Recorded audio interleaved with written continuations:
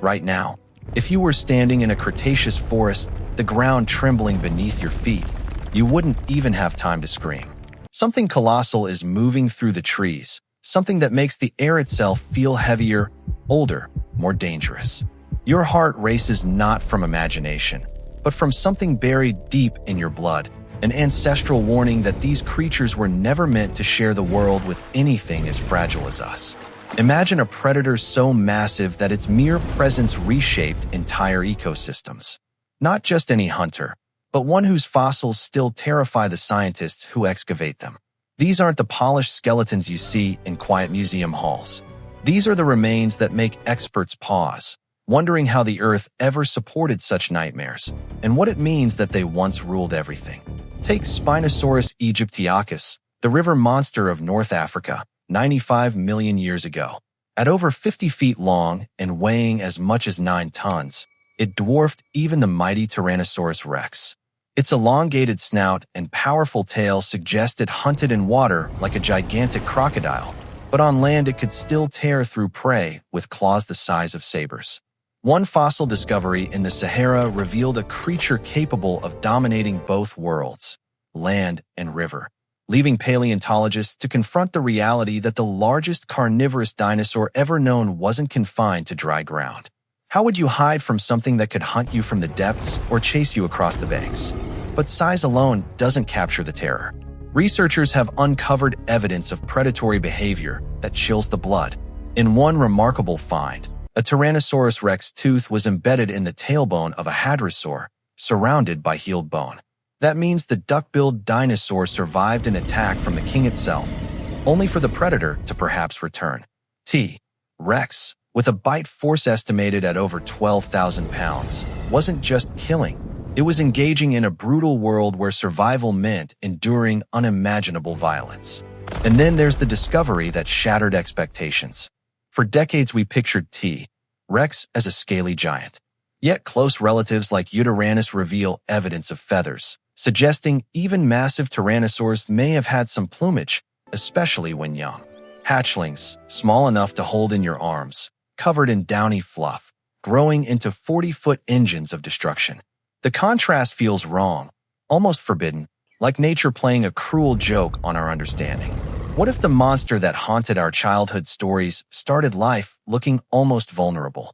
Now picture Giganotosaurus carolinii, the giant of South America.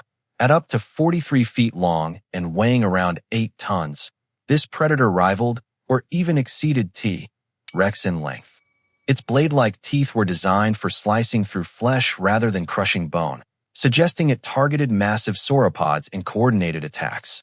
Fossil evidence hints at possible group behavior among large theropods, tracks in bone beds that make scientists wonder if these giants hunted in packs, turning the landscape into a killing field where no single prey stood a chance.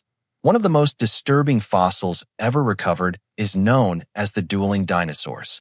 Found in Montana, it preserves a young tyrannosaur locked in combat with a triceratops. The two animals appear frozen in their final struggle, claws, horns, teeth, all entangled. Recent analysis suggests the tyrannosaur may represent a separate, sleeker species, not just a juvenile T. Rex, rewriting what we thought we knew about the apex predators of the late Cretaceous. These creatures weren't solitary monsters. They lived, fought, and died in a world of constant violence. Your brain still reacts faster to the silhouette of a large predator than to conscious thought. Neuroscience shows that our fear of enormous creatures is hardwired, an evolutionary echo from when our distant ancestors shared the planet with beings that could swallow us whole.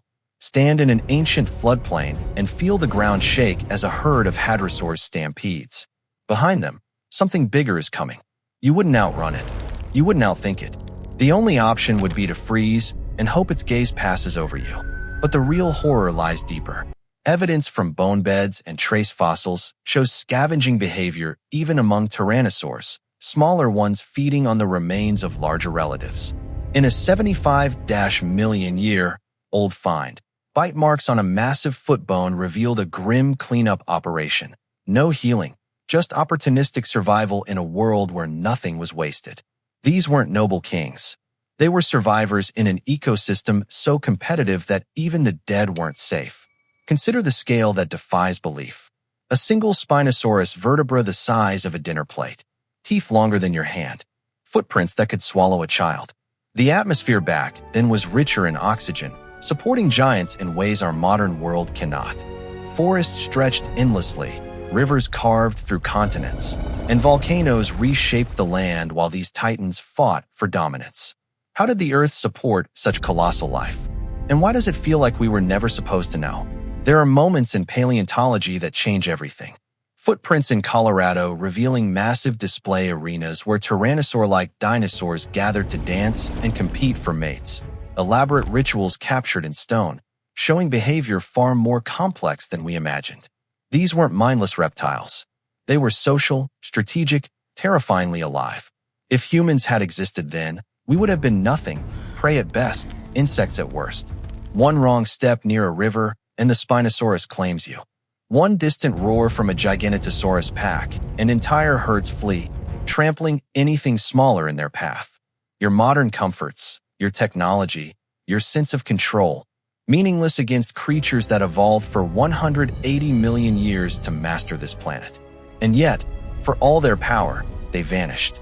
66 million years ago, an asteroid the size of a mountain struck near what is now Mexico, triggering global catastrophe, fires, tsunamis, a nuclear winter that starved the giants. The fossils tell the story of a sudden, brutal end to an age of titans. But some mysteries remain. Were they already declining? Or was their reign cut short in a single apocalyptic day? These fossils are too terrifying for ordinary display because they force us to confront our place in deep time. We are temporary. The Earth remembers monsters that made the ground itself tremble. And somewhere, buried under layers of rock and forgotten eons, more wait to be found. Reminders that the world was once ruled by beings so immense, so perfectly adapted to violence and survival, that our entire existence feels like a fragile afterthought. Next time you walk through a quiet forest or stand by a river, listen, really listen, because the ancient world hasn't entirely gone quiet. Its echoes remain in the stone, in your blood, and in the unshakable feeling that we were never the first to claim this planet. And perhaps, in the deepest sense, we never will be.